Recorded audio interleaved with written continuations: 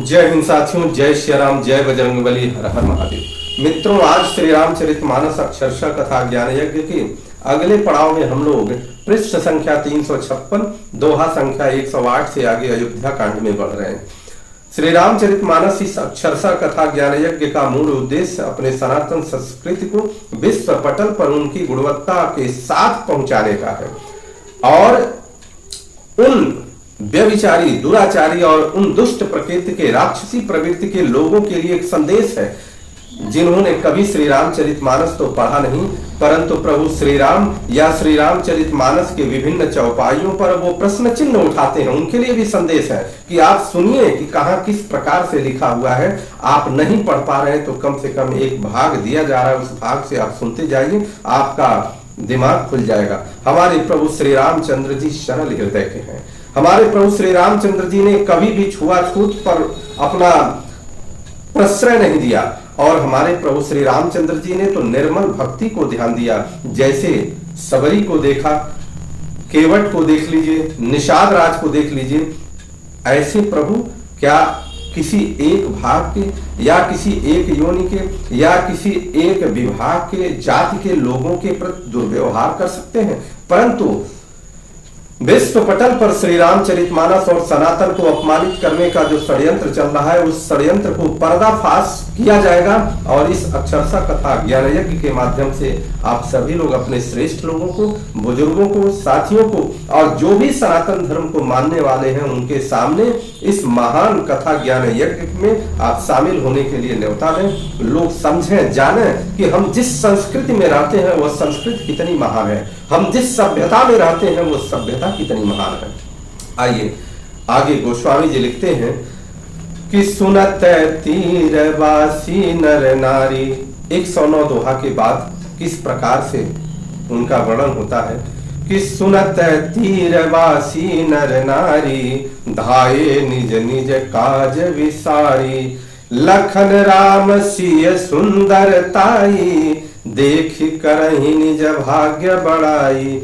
यमुना जी के किनारे पर रहने वाले स्त्री पुरुष जो जहां भी सुना उस प्रकार से भाव विह्वल होकर के दौड़ गए और प्रभु श्री राम, लक्ष्मण जी और सीता जी की सुंदरता देख करके अपने अपने भाग्य को बड़ाई कर रहे हैं। भाग्य की बड़ाई इसलिए कर रहे हैं कि जब बहुत भाग्यवान कोई व्यक्ति होता है तभी महान लोगों के दर्शन होते हैं, तो वो अपनी बड़ाई कर रहे हैं। अति लालसा बसहि मन माही, नाथ गाऊं बुझत सकुचाई, जे तिन्ह महु बै बिरिध सयाने, तिन्ह करि जुगति राम पहचाने। उनके मन में ये लालसा होती है कि इनका नाम और गांव कैसे हम पूछें, परंतु पूछ नहीं पाते हैं। परंतु उसमें जो भी ऐसे वयोवृद्ध और चतुर थे उन्होंने युक्ति से श्री रामचंद्र जी की पहचान कर लिया कि यही प्रभु श्री रामचंद्र जी हैं। सकल कथा तिन्ह सब ही सुनाई, बन ही चले पितु आय सुपाई, सुनि सविषाद सकल पछिताही, रानी राय कीन भल नाही। उन्होंने सब कथा सब लोगों को सुनाई कि पिता की आज्ञा पाकर ये वन को चले गए। यह सुनकर सब लोग दुखित हो और पछता रहे हैं कि रानी राजा ने अच्छा नहीं किया।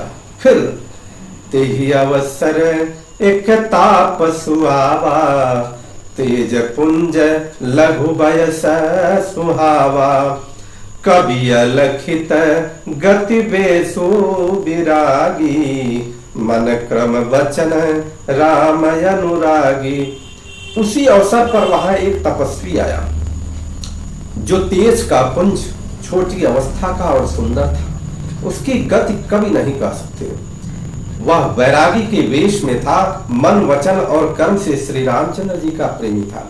ऐसा कहा जाता है, विद्वानों ने कहा है, संतों ने कहा है, अलग प्रकार से इसमें विचारधाराएं भी हैं कि वह हमारे प्रभु हनुमान जी थे कि जो रूप वयोवृद्ध लोगों को संतुष्ट, जो भी वहां पर जनता थी उनको संतुष्ट करने के लिए और अपने प्रभु श्री राम के दर्शन करने के लिए वहां पधारे थे।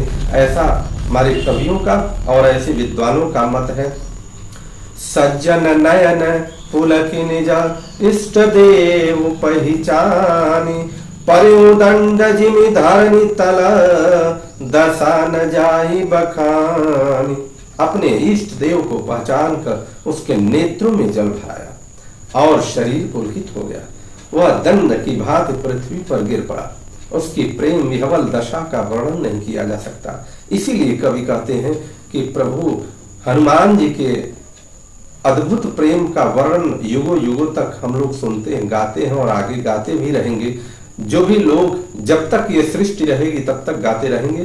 तो वो तपस्वी जो थे वह प्रभु हमारे हनुमान जी ही थे। राम सप्रेम पुलकि उर लावा, परम रंक जनु पार सुपावा, मनहु प्रेम परमारथ दो, मिलत धरे तन कह सबको। श्री राम जी ने प्रेम पूर्वक पुलकित होकर उसको हृदय से लगा लिया, मानो कोई महादरिद्री मनुष्य पारस पा गया हो। सब कोई कहने लगे कि मानो प्रेम और परमार्थ दोनों शरीर धारण करके एक दूसरे से मिल रहे हैं, ऐसा भाव वहां पर प्रस्तुत होता है। बहुरी लखन पायन सोई लागा, लीन उठाई उमगी अनुरागा, पुनिसिय चरण धूरी धरि सीसा, जननी जानी शिशु दीन्ही असीसा। फिर वह लक्ष्मण जी के चरणों में लगे। उन्होंने प्रेम से उमंग से लक्ष्मण जी ने उनको उठा लिया। फिर उसने सीता जी की चरण धूलि को अपने सिर पर धारण किया। माता सीता जी ने भी उनको अपना छोटा बच्चा समझ करके आशीर्वाद दिया। कीन है निषाद दंडवत तेहि, मिले मुदित लखी रामो सनेहि, पियत नयन पुट लघु, पियत नयन पुट रूप पीयूषा, मुदित सुवसनु पाई जिमि भूखा। फिर निषाद राज ने उसको दंडवत किया।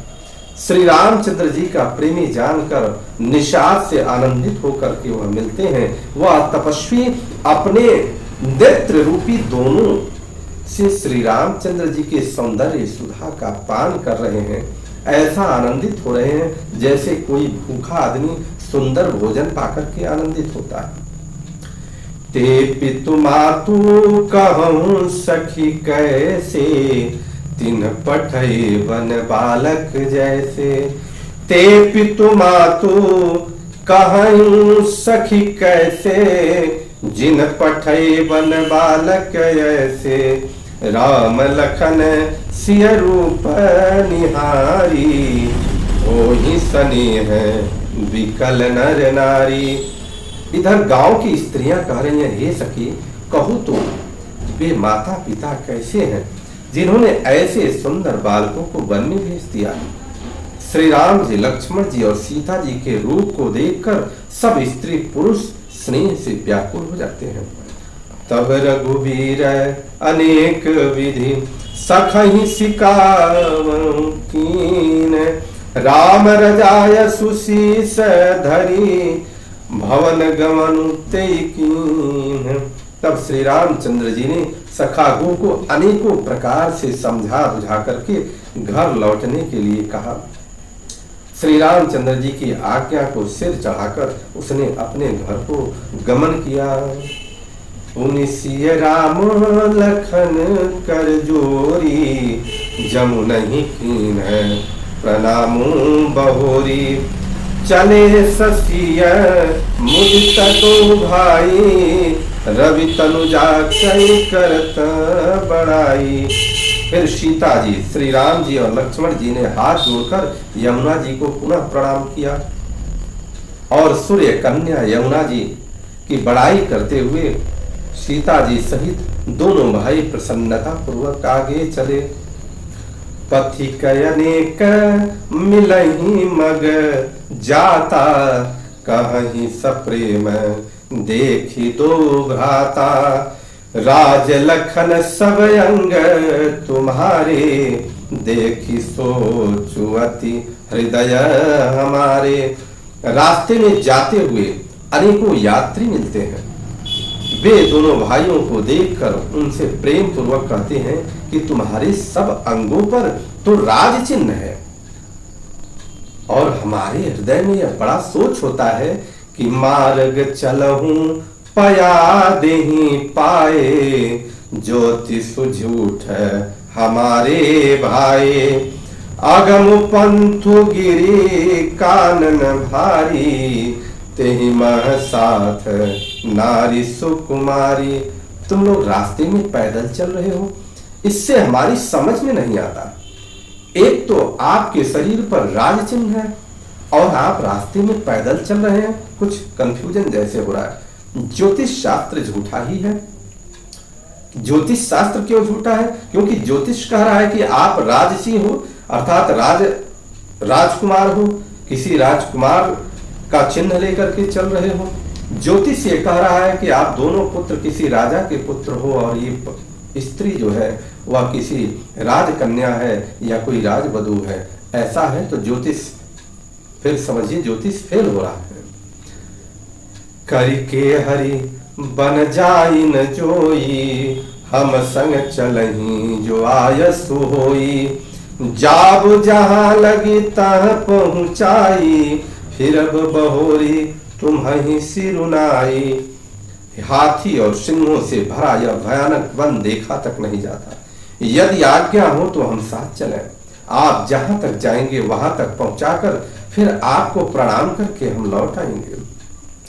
एहि विधि पूछहि प्रेम वसा, पुलक गात जलु नैन, अकृपा सिंधु फेरहि तिन्हि, कहीं विनीत मृदु बैन।